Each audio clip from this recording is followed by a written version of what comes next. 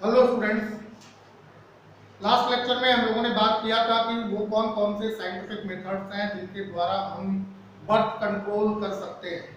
जिसमें हम लोगों ने नेचुरल मेथड्स पढ़ा था कि कौन से ऐसे नेचुरल प्रोसेसेस हैं जिनके द्वारा बर्थ कंट्रोल किया जा सकता है।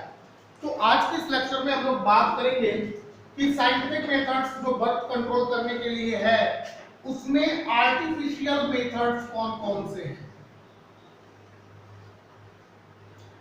artificial method of birth control। Birth control करने के लिए आर्टिफिशियल मेथड्स कौन कौन से हैं और इन आर्टिफिशियल मेथड को यूज करने के लिए हम लोगों को किन सावधानियों का पालन करना चाहिए।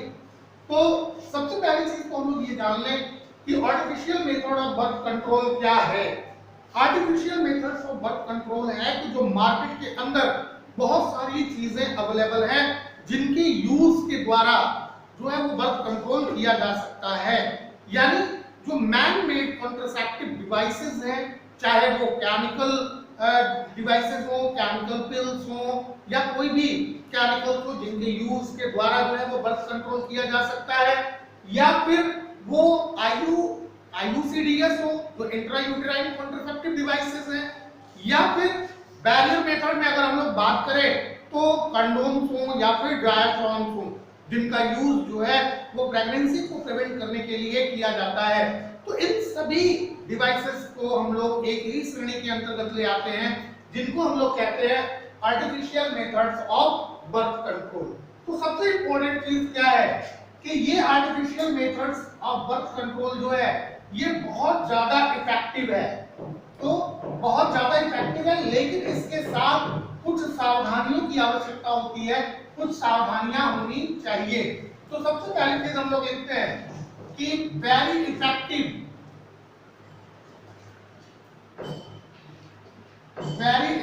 Method to control the birth. दूसरी चीज क्या है कि इट इज सेफ। दूसरी चीज क्या है कि ये सेफ मेथड है, यानी इसमें कोई भी खतरे की गुंजाइश नहीं है। ठीक है, बट चूज लेकिन हमें इसका चयन कैसे करना चाहिए। But choose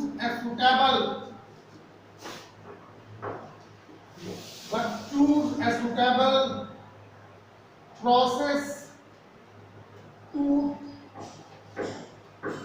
check the birth and always remember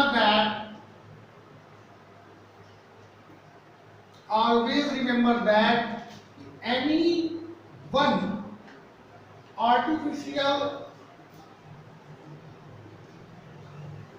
method should be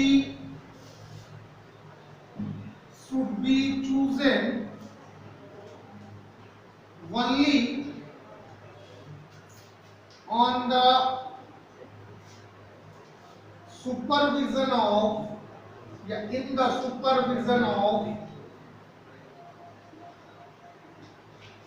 in the supervision of a doctor। तो याद रखने वाली क्या चीज है कि सबसे पहली चीज तो ये कि आर्टिफिशियल मेथड जो है वो बर्थ कंट्रोल का सबसे सुविधाजनक है, सेफ है, इफेक्टिव है। लेकिन हमेशा जब भी कभी भी ऐसे किसी मेथड का या किसी प्रोसेस का चयन करना है जिसके द्वारा बर्थ कंट्रोल किया जा सके, तो इस प्रोसेस के चयन के लिए जो सबसे सुविधाजनक विधि हो उसी को अपनाया जाए। दूसरी चीज कि हमेशा इस बात को याद रखा जाए कि कोई भी आर्टिफिशियल मेथड का अगर हम सिलेक्शन कर रहे हैं, कोई भी आर्टिफिशियल मेथड अगर हम ले रहे हैं तो वो किसी अच्छे डॉक्टर के सलाह से ली जाए, किसी अच्छे डॉक्टर की देखरेख में आए। तो अभी सवाल ये है कि हम ये कैसे जाने कि कौन सा आर्टिफिशियल मेथड्स जो है वो सबसे अच्छा होता है, कैसे हम इस चीज को जान पाएंगे। तो इसके लिए इसके कुछ कैरेक्टर्स हैं। तो characteristics of an ideal, characteristics of an ideal contraceptive।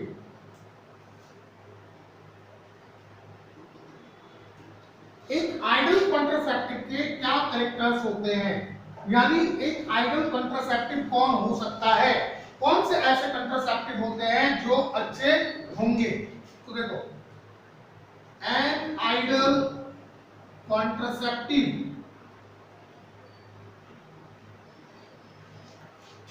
should possess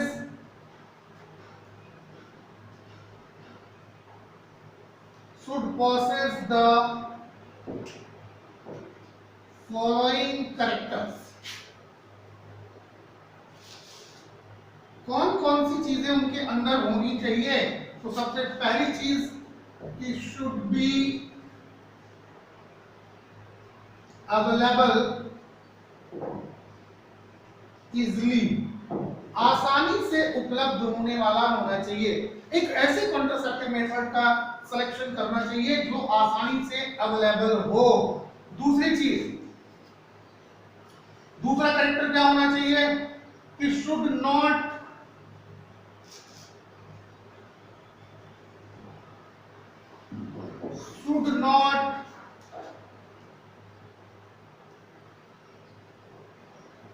interfere with the sexual drive। एक ऐसे कॉन्ट्रासेप्टिव का यूज किया जाना चाहिए जो सेक्सुअल एक्ट में इंटरफियर ना करे। तीसरी चीज कैसा होना चाहिए, it should be effective, it should be effective, ये इफेक्टिव होना चाहिए, प्रभावशाली होना चाहिए। ऐसा ना हो कि हमने यूज किया लेकिन जो इसका काम था वो काम नहीं हुआ। और अगली चीज, it should be reversible, it should be reversible with no और लेस साइड इफेक्ट।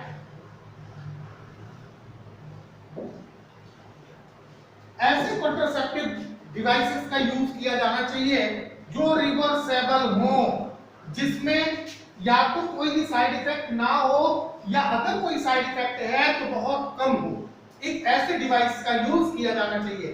तो जिस डिवाइस के अंदर ये कैरेक्टर्स आते हैं, जितने भी कॉन्ट्रासेप्टिव मेथड्स हैं, जिस मेथड में ये सारे कैरेक्टर्स आएंगे उसको हम लोग क्या कहते हैं, उसको हम लोग आइडल कॉन्ट्रासेप्टिव मेथड कहेंगे।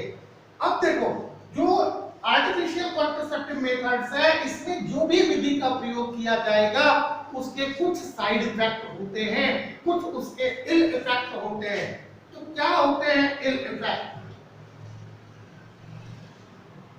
इनके कुछ साइड इफेक्ट होंगे। तो क्या हो सकता है साइड इफेक्ट? सबसे पहली चीज, नशिया। जो भी लोग इस तरह के कॉन्ट्रासेप्टिव का यूज करते हैं, हो सकता है उनके अंदर नशिया हो। यानी नशिया का मतलब क्या होता है कि इनको मिचली आए, उनको मिचली आ सकती है। दूसरी चीज क्या हो सकता है, एब्डोमिनल पेन, एब्डोमिनल पेन हो सकता है, यानी पेट के अंदर जो है वो क्या हो सकता है, दर्द हो सकता है। ब्रेक थ्रो ब्लीडिंग हो सकती है, यानी ऐसे लोगों के अंदर अननेसेसरी ब्लीडिंग हो सकती है। तो ब्रेक थ्रो ब्लीडिंग हो सकती है। और क्या हो सकता है, इर्रेगुलर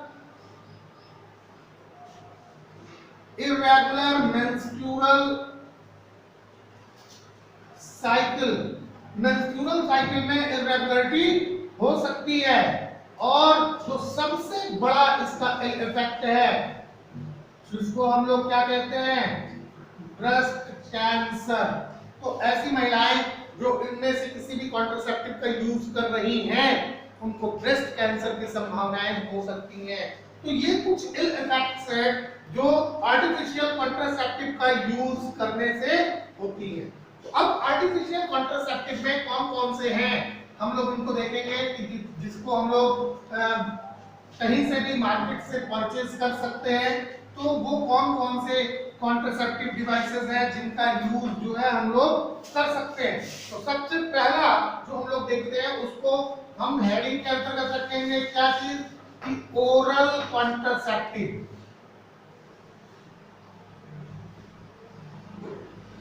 ओरल कॉन्ट्रासेप्टिव ऐसी कॉन्ट्रासेप्टिव्स जो ओरली ली जा सकती हैं, जिनका यूज जो है वो ओरल किया जा सकता है, मेडिसिन के रूप में जिनको खाया जा सकता है। तो बहुत सारे ऐसे कॉन्ट्रासेप्टिव्स हैं जिसमें स्मॉल डोजेस जो होगा तो वो स्मॉल डोजेस जो है वो क्या करता है, स्मॉल डोजेस जो है वो प्रेगनेंसी को कंसीव यानी फर्टिलाइजेशन को होने नहीं देता है। तो अभी ये किस सिद्धांत पे काम करता है?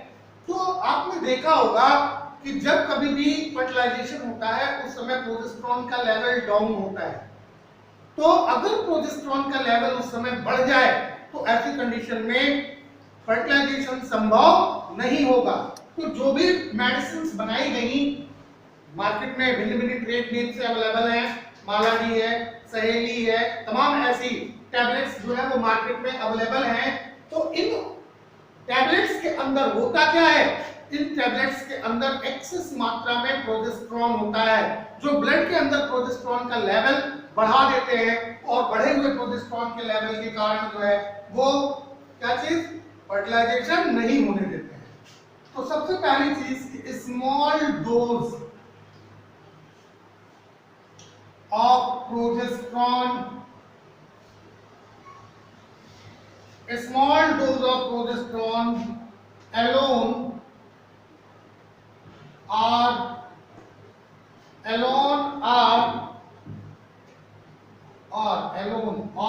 progesterone and estrogen, progesterone and estrogen combination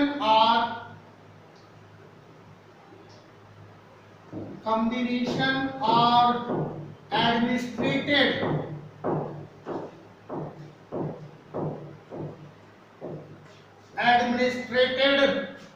as contraceptive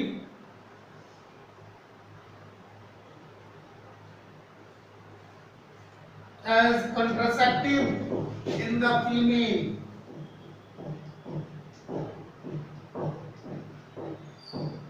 small dose of progesterone alone, अकेले प्रोजेस्टेरोन का एक डोज या फिर प्रोजेस्टेरोन के साथ क्या मिल जाए, एस्ट्रोजन, इन दोनों का जो कॉम्बिनेशन होता है वो कंट्रासेप्टिव के रूप में फीमेल्स को दिया जा सकता है। They are generally taken in the form of tablets, they are generally taken in the form of tablets। सामान्यतः ये किसके रूप में, टैबलेट्स के रूप में लिए जाते हैं। तो सामान्यतः इनको जो है वो टैबलेट्स के रूप में लिया जा सकता है। And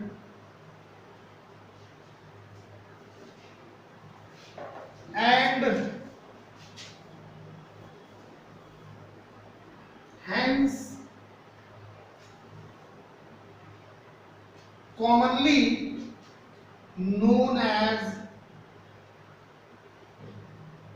pills।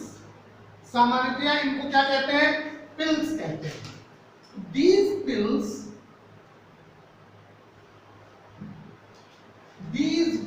have been taken for a period of 21 days। ये पिल्स जो होती हैं वो 21 डेज तक दी जाती हैं।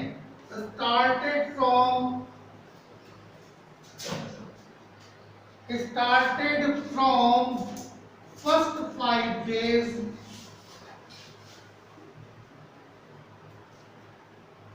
ऑफ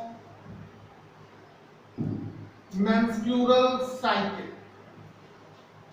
ठीक है, ये पिल्स जो होती हैं वो 21 डेज तक ली जाती हैं, जो कब से स्टार्ट की जाती हैं, first 5 days of menstrual cycle से। मेंस्ट्रुअल साइकिल के पहले 5 दिनों से ही क्या होती है, ये स्टार्ट हो जाती हैं। After a gap of 7 days, after a gap of 7 days. अब इसमें से सबसे इंपॉर्टेंट जो पिल्स मार्केट में अवेलेबल है वो कौन सी है, Saheli. Saheli is an once a week pills. Saheli एक ऐसी पिल्स है जिसको सप्ताह में केवल एक बार लेना है, which contains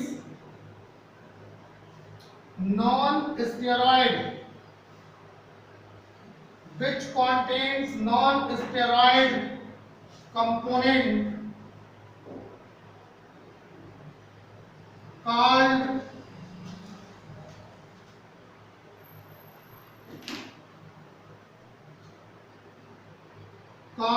centromone and manufactured by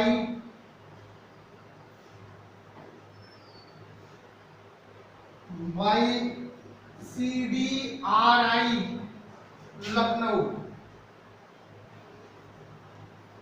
ठीक है, सहेली एक ऐसी ओरल पिल्स है, कॉन्ट्रासेप्टिव पिल्स है जिसका यूज जो है वो एक वीक में एक बार करना है, जिसमें नॉन स्टेरॉइड कंपोनेंट्स होते हैं और इसी को हम लोग क्या कहते हैं, सेंट्रोमेन। सेंट्रोमेन नाम का जो है वो कंपोनेंट इसके अंदर पाया जाता है। ये बनाई कहाँ जाती है, ये बनाई जाती है सीडीआरआई लखनऊ के द्वारा। सीडीआरआई क्या है, सेंट्रल ड्रग्स रिसर्च इंस्टीट्यूट। तो central drugs research institute Lucknow ने इसको जो है वो बनाया है और ये मार्केट में सहेली के नाम से अवेलेबल है। दूसरी चीज कि जो ये कंट्रासेप्टिव होती हैं जिनको ओरल लिया जाता है, इसके लिए कुछ प्रिकॉशंस की जरूरत होती है। ध्यान रहे इस बात का कि कभी भी किसी भी कंट्रासेप्टिव का यूज बिना मेडिकल के एडवाइस के, बिना डॉक्टर के एडवाइस के नहीं करना चाहिए, जब तक डॉक्टर उस चीज को प्रेस्क्राइब नहीं करता है तब तक। तो the pills work in the following veg. कैसे ये काम करती है, pills work in the following ways। कैसे ये काम करेगी, जो सहेली पिल्स है ये कैसे काम करती है। तो सबसे पहला काम, it suppress the ovulation।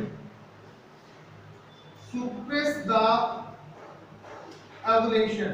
Ovulation को क्या करती है, ये कम कर देती है। यानी ये क्या करेगी कि फीमेल की बॉडी के अंदर वो सिचुएशन क्रिएट कर देती है जिससे कि ओवम जो है वो रिलीज ही नहीं होता है, ओवम का फॉर्मेशन ही नहीं होता है। और जब ओवम का फॉर्मेशन नहीं होगा, ओवम रिलीज नहीं होगा, तो ऐसे कंडीशन में फर्टिलाइजेशन के लिए कोई चांसेस नहीं है। दे इनहिबिट्स इन्फ्लेमेशन, इनहिबिट्स इन्फ्लेमेशन। इसके द्वारा जो है वो इन्फ्लेमेशन नहीं होता है। अगर बाय द वे मान लो कि अगर फर्टिलाइजेशन हो भी गया तो ऐसे कंडीशन में वो इम्प्लांट नहीं होने पाएगा, तो इन्फ्लेमेशन नहीं हो पाता है। और they alter the quality of mucus, they alter the quality of mucus. ये म्यूकस की क्वालिटी को क्या करते हैं, अल्टर कर देते हैं। तो जब म्यूकस की क्वालिटी अल्टर हो जाएगी, इससे क्या होता है, स्पर्म की एंट्री रुक जाती है। तो they alter the quality of mucus which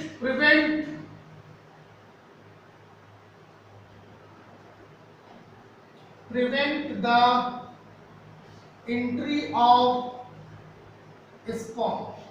क्योंकि म्यूकस की क्वालिटी जो होती है वो क्या हो जाएगी, अल्टर हो जाती है, तो ऐसे में स्पर्म का प्रिवेंशन स्पर्म का जो एंट्री होता है वो प्रिवेंटेड हो जाता है, यानी स्पर्म जो है वो फैलोपियन ट्यूब तक नहीं पहुंच पाता है। तो अगर स्पर्म जो है वो फैलोपियन ट्यूब तक नहीं पहुंच पाएगा तो ऐसी कंडीशन में भी फर्टिलाइजेशन के चांसेस नहीं रह जाते हैं।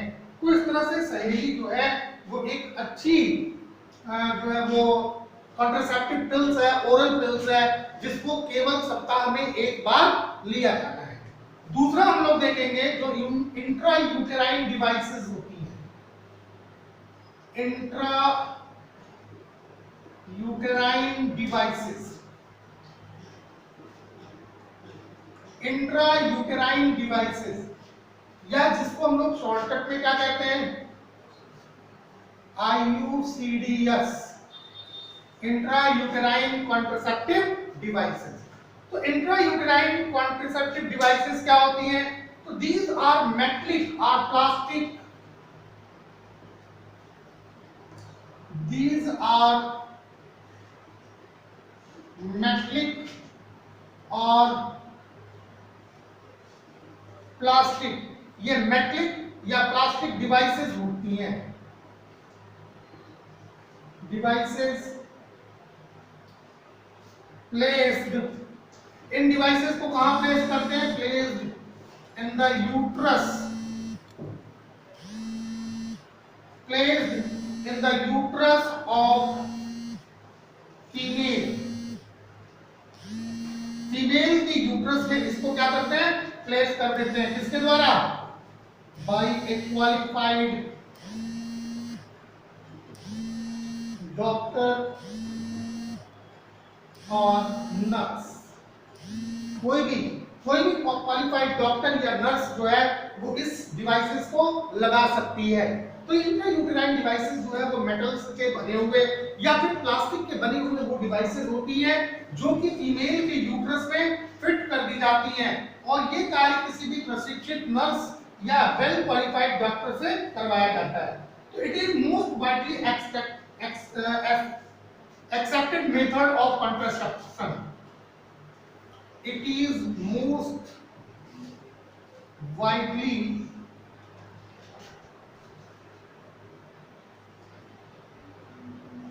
accepted contraceptive method. ये सबसे ज्यादा यूज किया जाने वाला कॉन्ट्रासेप्टिव मेथड है। तो ये एक मेटलिक या प्लास्टिक डिवाइसेस होती है जो फीमेल के यूट्रस में लगाई जाती है। किसी भी क्वालिफाइड डॉक्टर या एक प्रशिक्षित नर्स के द्वारा इसको लगाया जाना चाहिए। सबसे ज्यादा एक्सेप्टेड कॉन्ट्रासेप्टिव मेथड है भारतवर्ष में। भारतवर्ष में सबसे ज्यादा इसका यूज किया जाता है। तो जरा देखते हैं कि कौन कौन से हैं ये टाइप्स ऑफ IUDs, कितने प्रकार के होते हैं। तो सबसे पहला हम लोग देखते हैं इसमें कि कॉपर टी, सबसे इंपॉर्टेंट जो डिवाइस है वो क्या है, कॉपर टी। तो कॉपर टी, कॉपर टी का यूज महिलाएं करती हैं। कॉपर टी होता कैसा है, कॉपर टी के आकार का एक कॉपर वायर होता है, टी के शेप का एक कॉपर वायर होता है जो सर्विक्स के पास लगा दिया जाता है। तो ये करता क्या है, क्या करेगा ये कॉपर टी, तो copper T releases copper ions, copper T जो है वो कॉपर आयंस रिलीज करता है। तो ये कॉपर टी जब कॉपर आयंस रिलीज करेगा which slows the motion of sperm, जो स्पर्म के मोशन को क्या करते हैं, स्लो कर देते हैं। तो कॉपर टी जो है वो महिलाएं लगवाती है और ये कॉपर टी जो है वो यूट्रस में सर्विक्स के पास लगाया जाता है जहां से स्पर्म जो है वो गुजरते हैं। कॉपर टी का काम है कि कॉपर आयन प्रोड्यूस करना। अब कॉपर आयंस जो प्रोड्यूस करेंगे, ये कॉपर आयंस क्या करते हैं, ये स्पर्म के मोशन को, स्पर्म की स्पीड को स्लो कर देते हैं। तो जब कॉपर आयंस जो है वो इसको स्लो कर देंगे तो ऐसे में स्पर्म डिजायर्ड प्लेस तक यानी ओवम तक नहीं पहुंच पाता है, और जब ये ओवम तक नहीं पहुंच पाएगा तो फर्टिलाइजेशन के चांसेस नील हो जाते हैं, यानी फर्टिलाइजेशन नहीं होता है। तो इतनी चीजें याद रखेंगे कि copper ions release from the copper tissue suppress the motility of sperm.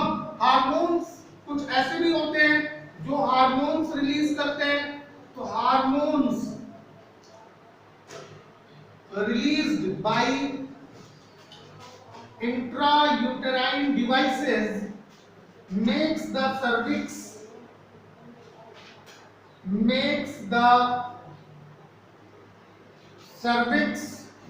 hostile। cervix को क्या करते हैं, हॉस्टाइल कर देते हैं टू, क्या करेंगे, hostile to the sperm, hostile to the sperm, render the effective or unsuitable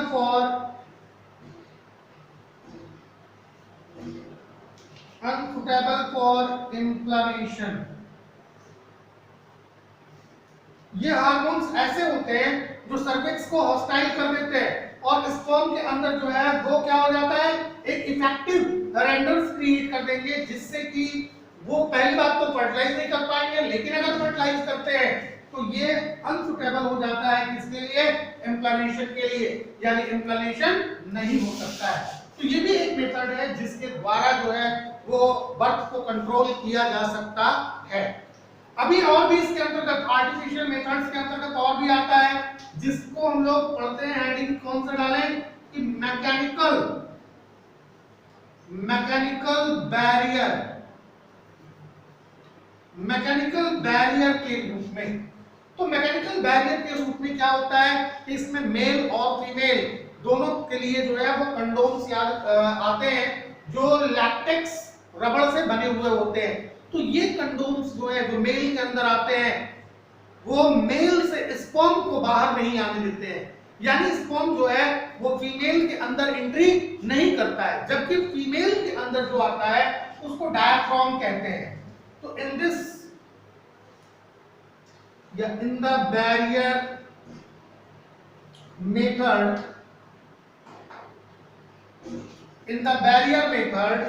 barrier method में क्या होता है, the meeting of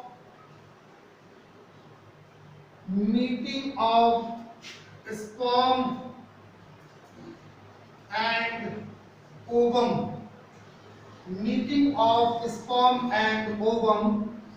prevented। Sperm और ओवम की मीटिंग जो होती है वो प्रिवेंटेड हो जाती है। कैसे, तो देखो मेल जो होंगे, male used condom and female used diaphragm। Male जो होते हैं वो कंडोम का यूज करते हैं और फीमेल जो होती है वो क्या करती हैं, डायाफ्राम का यूज करती हैं। डायाफ्राम या इसके साथ साथ एक और चीज आती है जिसको सर्विकल कैप कहते हैं, वो सर्विक्स के ऊपर जो है वो कैप की तरह से यूज होती है। तो सर्विक्स के ऊपर जब ये कैप की तरह से यूज हो जाएगी तो स्पर्म की एंट्री जो होती है वो वहीं पे ब्लॉक हो जाती है और स्पर्म जो है वो फैलोपियन ट्यूब तक नहीं जा सकता है। और अगर स्पर्म जो है वो फैलोपियन ट्यूब तक नहीं जा सकता है तो फर्टिलाइजेशन के लिए कोई चांसेस नहीं है। तो this is one of the most effective method for the contraception. Contraception के लिए ये सबसे ही इफेक्टिव मेथड है जिसके द्वारा जो है वो कॉन्ट्रासेप्शन किया जा सकता है, यानी बर्थ कंट्रोल किया जा सकता है। अब अगला मेथड जो है जिसको हम लोग कहते हैं कि केमिकल बैरियर। केमिकल बैरियर्स क्या होते हैं, यानी स्पर्म की एंट्री को जो है वो केमिकली रोका जाए, कुछ ऐसे केमिकल्स का यूज किया जाए जिससे या तो ओवुलेशन ना हो या फिर स्पर्मेटोजेनेसिस ना हो, या फिर अगर स्पर्म जो है वो फीमेल की बॉडी के अंदर एंटर हो गए हैं तो वो मर जाए, यानी ओवम तक ना पहुंच पाए। तो इसी मेथड को, जितने भी इसमें केमिकल्स का यूज किया जाता है, वो सब हम लोग किसमें पढ़ते हैं? केमिकल बैरियर में। तो स्पर्मिसाइड्स, स्पर्मिसाइड्स, स्पर्मिसाइड्स क्या होते हैं? ऐसे chemicals which kill the sperm, ऐसे सभी केमिकल्स जो स्पर्म को क्या करते हैं? किल कर देते हैं। तो spermicides are chemicals which kills the sperm। Spermicides जो होते हैं वो ऐसे केमिकल्स होते हैं जो स्पर्म को मार देते हैं। तो अभी इसके लिए क्या किया जाना चाहिए? ऐसे केमिकल्स जो होंगे वो या तो पाउडर फॉर्म में या फिर ऑइंटमेंट के रूप में मिलते हैं, जिसमें सेक्सुअल कांटेक्ट से पहले फीमेल को अपने वेजिनल ओरिफाइस में लगाना होता है। तो इसको लगा देने से जब मेल जो है वो एजिकुलेट करता है, एजिकुलेशन होता है, उस समय सीमेन में जितने भी स्पर्म होते हैं वो इन केमिकल्स के प्रभाव की वजह से क्या हो जाते हैं? डेड हो जाते हैं। जब वो डेड हो जाएंगे तो ऐसी कंडीशन में दे कांट मूव फर्दर, वो आगे मूव नहीं कर सकते और वो ओविडक्ट तक नहीं पहुंचेंगे जहां पे ओवम उपस्थित होता है। तो ये स्पर्मिसाइड्स होते हैं। अभी जो पाउडर फॉर्म में होते हैं उसको फीमेल्स क्या करती हैं कि गीले, पहले उसको पानी में घोल लेंगे और उसमें रुई में या फिर साफ कपड़े के अंदर उस पानी को भिगा लेंगे और उसको वो अपने वजाइना में कुछ देर के लिए रख लेते हैं। अभी कौन से ऐसे स्पर्मिसाइड्स हो सकते हैं? तो potassium permanganate, potassium permanganate is one of the most effective स्पर्मिसाइड्स। ये पोटेशियम परमैंगनेट जो है वो बहुत ही इफेक्टिव स्पर्मिसाइड्स है जिसका यूज फीमेल्स करती हैं। तो ऐसे ही बहुत सारे मेडिसिन, ऐसे बहुत सारे केमिकल्स हैं जिसको जो है वो सेक्सुअल इंटरकोर्स से पहले फीमेल्स जो है वो अपनी वजाइना में लगा लेती हैं, जिसकी वजह से जो स्पर्म एजिकुलेट होंगे फीमेल वजाइना में वो मर जाते हैं। तो इसको हम लोग क्या कहते हैं? केमिकल बैरियर, यानी केमिकली स्पर्म की एंट्री को कंट्रोल करना, केमिकल्स के द्वारा कंट्रोल किया जाना, उसी को हम केमिकल बैरियर कहते हैं। अभी जो सबसे इंपॉर्टेंट मेथड है वो है सर्जिकल मेथड। सर्जिकल मेथड ये सबसे अच्छा मेथड माना जाता है, सर्जिकल मेथड। सर्जिकल मेथड्स में क्या होता है? दो तरह से सर्जिकल मेथड्स जो है वो अप्लाई किए जा सकते हैं। मेल में जो होता है उसको वैसेटोमी कहते हैं, जबकि फीमेल के अंदर जो होता है उसको क्या कहते हैं? ट्यूबेटोमी। तो surgical method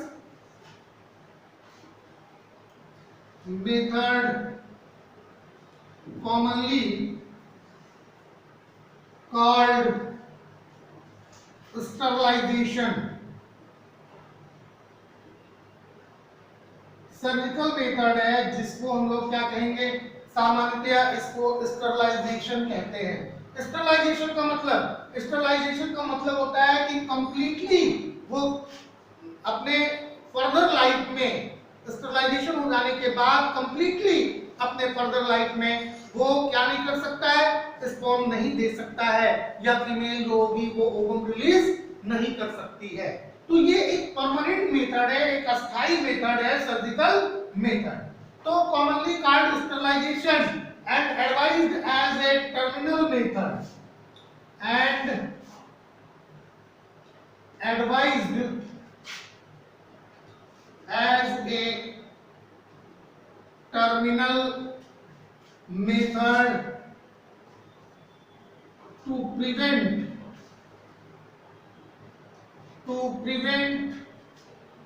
the pregnancies,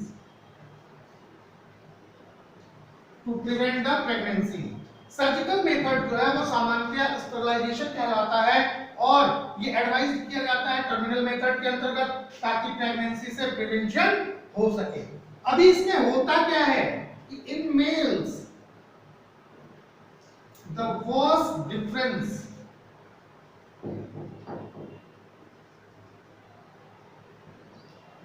difference is cut down and tied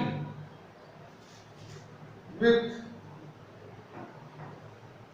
thread।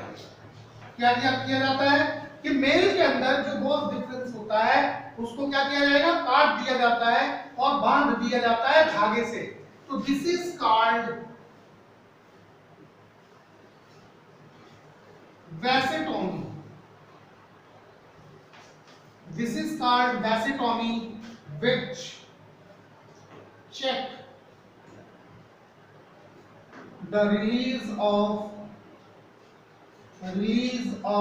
sperm into female vagina,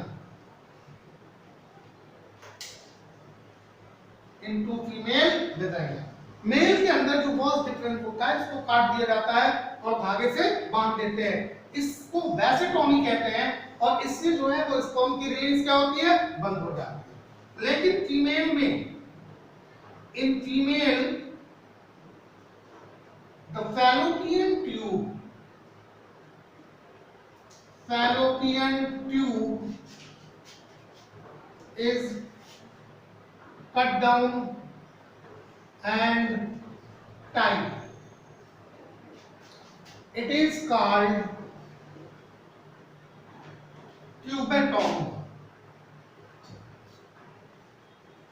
इसको क्या कहते हैं, ट्यूबेटोमी कहते हैं।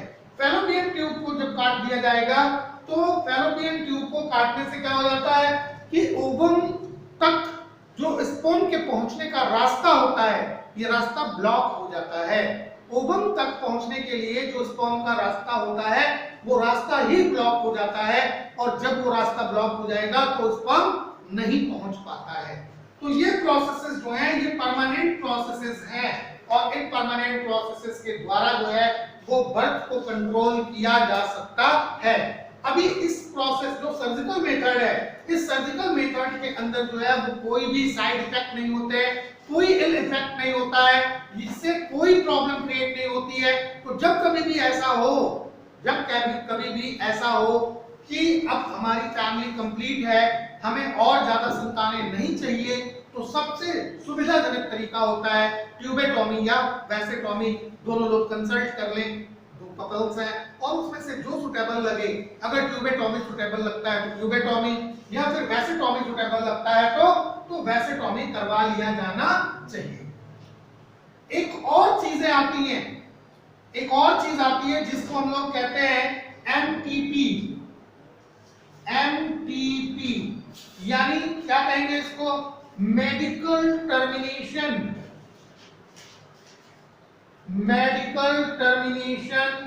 Of pregnancy.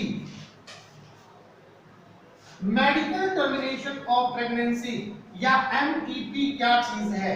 तो देखो एमटीपी जो है, एमटीपी या मेडिकल टर्मिनेशन ऑफ प्रेगनेंसी जो है, it refers to the voluntary or intentional termination of pregnancy before completing the full term। यानी सपोज करो कि कोई भी ऐसे कपल्स हैं जिसमें फीमेल प्रेग्नेंट हो गई, बट वो कपल्स जो है वो और संतान नहीं चाहता है, तो वो एमटीपी का इस्तेमाल करता है, जिसमें before fully development the child developing in the female's womb should be aborted, जिसको अबॉर्टेड कर देना चाहिए। तो अबॉर्शन का जो प्रोसेस होता है उसको मेडिकल टर्मिनेशन ऑफ प्रेगनेंसी कहते हैं। ये एक बहुत ही कॉम्प्लिकेटेड प्रोसेस होता है, this is not suitable for the health of female. तो ये अच्छा नहीं है फीमेल के स्वास्थ्य के लिए। लेकिन अगर अनवांटेड चाइल्ड है तो ऐसी कंडीशन में क्या होता है कि एमटीपी का इस्तेमाल किया जा सकता है। हालांकि एमटीपी करवाना हमारे देश में जो है वो लीगल नहीं है, लीगलाइज्ड नहीं है, हमारे देश का कानून इस बात को परमिशन नहीं देता है। फिर भी कुछ विशेष परिस्थितियों में जो कुछ ऐसी कॉम्प्लिकेशंस हो रही हैं, तो उन कॉम्प्लिकेशंस की वजह से अगर कोई भी फीमेल जो है वो एमटीपी चाहती है, मेडिकल टर्मिनेशन चाहती है प्रेगनेंसी की, तो कोर्ट उनको ऑर्डर देता है। तो आज के इस समय में जो एमटीपी है वो लीगल नहीं है, ना तो डॉक्टर के लिए ना उस पर्सन के लिए जिसको एमटीपी करवाना है, क्योंकि दोनों ही जो है वो पनिशेबल ऑफेंस है। दोनों कंडीशंस में डॉक्टर भी पनिशमेंट का भागीदार होगा, और जो करवा रहा है ये उसके लिए भी पनिशमेंट का प्राविधान है। फिर भी कुछ विशेष परिस्थितियां हैं जिसमें एमपीपी जो है वो अलाउड है, तो उसके लिए पहले लीगल जो है वो अथॉरिटीज से एडवाइस लेना होता है, उनसे पहले ऑर्डर लेना होता है, उसके बाद करवाया जा सकता है। तो भारतवर्ष में एमपीपी पर बहुत ज्यादा रोक लग गई है। दूसरी चीज कि MPP is not a proper method of the birth control. MPP जो है वो बर्थ कंट्रोल का प्रॉपर मेथड नहीं है। This is a method to get rid of the unwanted child which is in the way. जो अभी जन्म नहीं लिया है लेकिन जन्म लेने वाला है, ले सकता है इन फ्यूचर टाइम, तो इससे अगर छुटकारा पाना है तो एमपीपी किया जा सकता है। एमपीपी की कुछ शर्तें हैं। सबसे पहली शर्त कि जो बच्चा मां के पेट में पल रहा है, अगर डॉक्टर उसको ये कहता है कि ये फिजिकली अनफिट है, मेंटली रिटार्डेड है, यह संतान जो है वो किसी सिंड्रोमल डिजीज से ग्रसित है, तो ऐसी कंडीशन में कोर्ट जो है वो परमिशन ग्रांट करती है। या फिर वो चाइल्ड जो है वो अननेसेसरी अनवांटेड है, जैसे किसी फीमेल के साथ रेप हो गया और उस समय में अगर वो फीमेल जो है वो प्रेग्नेंट हो जाती है, तो उसको टर्मिनेट करने के लिए कानूनन जो है वो अधिकार पत्र लिया जा सकता है। या फिर उस बच्चे के जन्म से मां को खतरा हो, अगर मां के जीवन पे कोई भी क्वेश्चन मार्क लग रहा है, तो ऐसी कंडीशन में भी उसका टर्मिनेशन जो है वो लीगल है। तो अगर ये सारी सिचुएशंस बनती हैं तब तो एमपीपी जो है वो करवाया जा सकता है। Otherwise MPP is band in India. और अगर ऐसा कोई करता है या करवाता है तो दोनों के लिए जो है वो पनिशमेंट की पूरी प्रॉपर व्यवस्था है, जो इकोनॉमिकल और प्रिजनमेंट कुछ भी हो सकता है, जेल भी जाना पड़ सकता है, या फिर कुछ अमाउंट जो है वो 50,000, 1 लाख, 2 लाख जो भी होगा वो अमाउंट जो है वो उनको पे करना होगा। तो ये सारी चीजें जो है हम लोगों ने जितना भी देखा वो सभी कॉन्ट्रासेप्टिव मेजर्स है। एमपीपी जो है वो मेडिकल टर्मिनेशन है प्रेगनेंसी का, वो केवल छुटकारा पाना है। MPP is not a proper method of contraception. ये कॉन्ट्रासेप्शन का कोई भी प्रॉपर मेथड नहीं है। तो ये सारी चीजें कंप्लीट हो गई यहीं पे। अब हम लोग देखेंगे एसटीडीएस के बारे में। तो नेक्स्ट लेक्चर में हम लोग बात करेंगे सेक्सुअली ट्रांसमिटेड डिजीज क्या है। तब तक इतनी सारी चीजों को आप लोग प्रिपेयर करिए, फिर मिलते हैं नेक्स्ट लेक्चर।